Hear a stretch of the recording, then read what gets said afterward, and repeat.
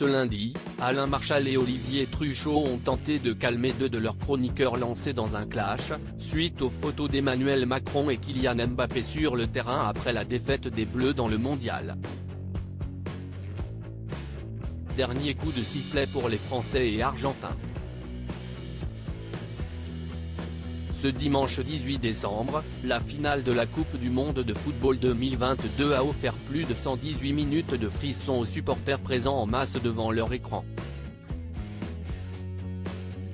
Ils étaient plus de 24 millions hier après-midi sur TF1, un record d'audience historique, à assister au triplé de Kylian Mbappé, élu sauveur par toute une nation et meilleur buteur de cette compétition.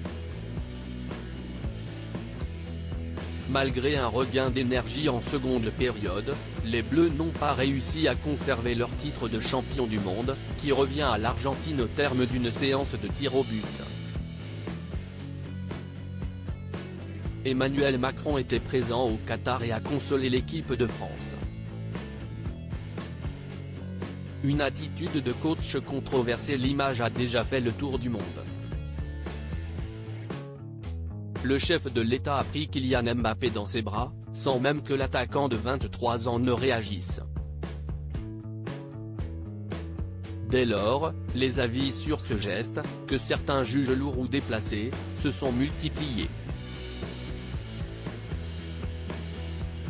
Ce lundi matin, Alain Marchal et Olivier Truchot en ont fait un sujet de discussion dans les grandes gueules, demandant à leurs chroniqueurs, Emmanuel Macron en a-t-il trop fait avec Kylian Mbappé et les Bleus?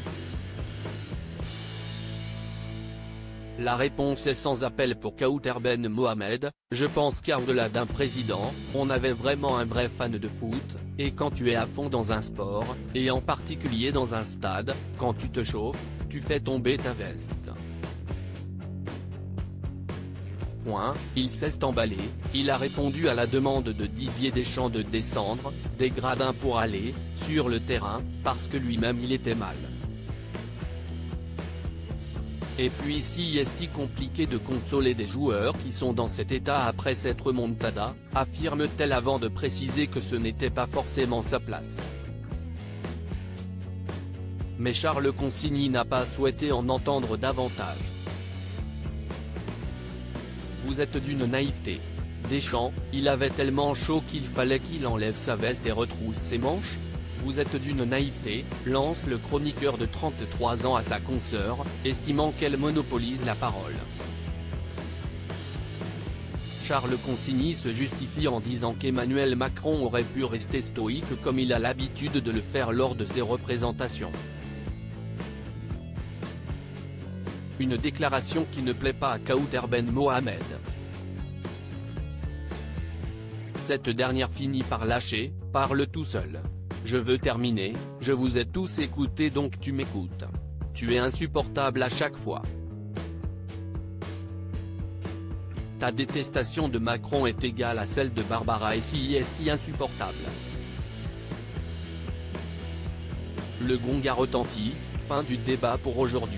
Ballon de football, France, @Emmanuel Macron en a-t-il trop fait avec Kylian Mbappé et les hashtags bleus?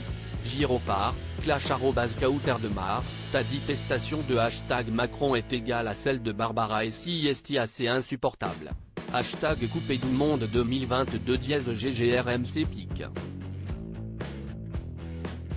Twitter.com/0b92u10, les grandes gueules @GG-RMC, 10 2022 à lire aussi. C'est dur pour des jeunes, Emmanuel Macron révèle ce qu'il a dit aux joueurs dans les vestiaires après leur défaite au mondial face à l'Argentine.